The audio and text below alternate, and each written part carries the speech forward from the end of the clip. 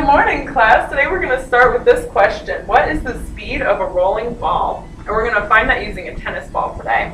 But before we get started, we have a couple terms that we're going to need to define, and that's velocity and speed. So can anyone tell me what speed is?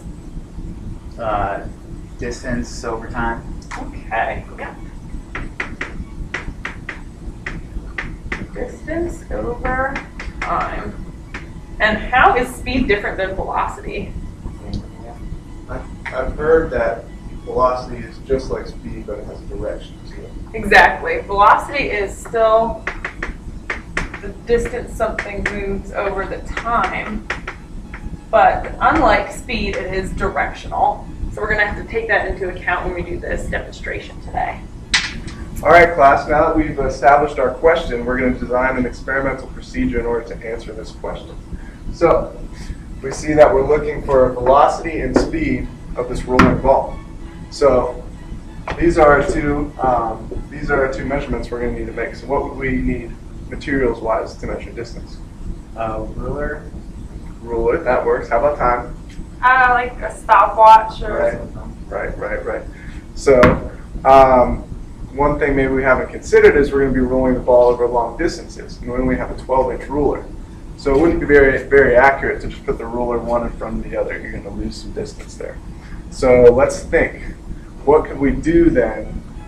Let's look at the ground, for example. So we see tiles of uniform length. So anyone have any ideas of how to get the most accurate distance measurement? We could measure the distance of one tile and use that. Okay, yeah, so if we measure the distance of one tile precisely, and we count the number of tiles that the ball's rolled, then we can use that to convert into inches or centimeters or whatever we need. So we're going to do probably about 10 trials of rolling the ball, and we're going to need to take our measurements there. So you're just going to make a simple T-chart to record your findings. We'll have distance, and the units here will be tiles, and then later we'll do some unit conversion in order to convert that to centimeters. And we have our time. So one person will be measuring the time with the stopwatch. All right, class, so now we're going to go ahead and do the procedure. We are going to start with our ball, and since we measured the tiles, we are going to start from the beginning of a tile to prevent any inaccuracies. And we're going to go ahead and roll it and time it as it rolls. All right, so we're going to use this chair as a stopping point as well. So we have a defined starting point and stopping point. That'll give our distance an accurate reading. And we're going to go ahead and time it now.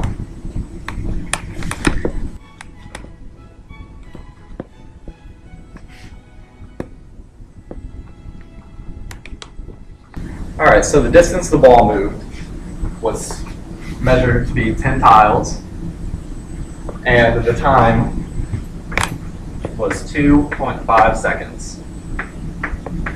Okay, class, so now that we have our data, we can actually go ahead and do our calculation of velocity. So we know that we have 10 tiles, and we have gone 2.5 seconds.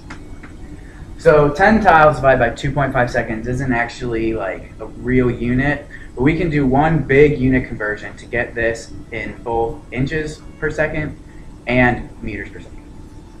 So first, to get to inches per second, we need to figure out how many tiles it is per inch. So Natalie decided to measure the inches. Natalie, how many inches was one tile? 10 inches. 10 inches. Okay, so one tile was 10 inches. Notice that these will cancel out. So then we can do this math and we can figure out how many inches we've gone. So 10 times 10 is 100.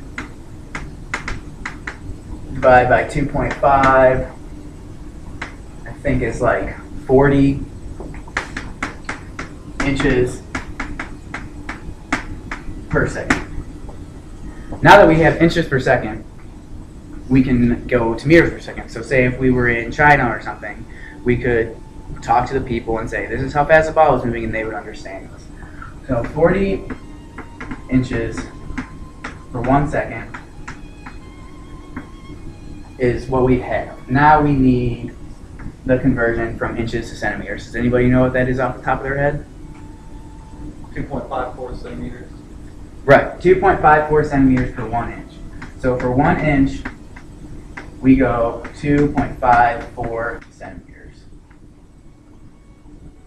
And now we need to go to meters too. We can do this in all one big step.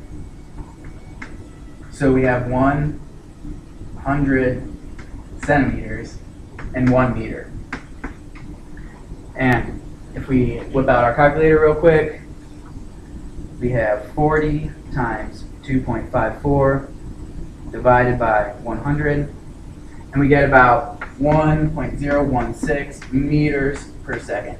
Double check our units. Let's make sure they all cancel. Inches cancel inches, centimeters cancel centimeters, and we're left with seconds and meters per second.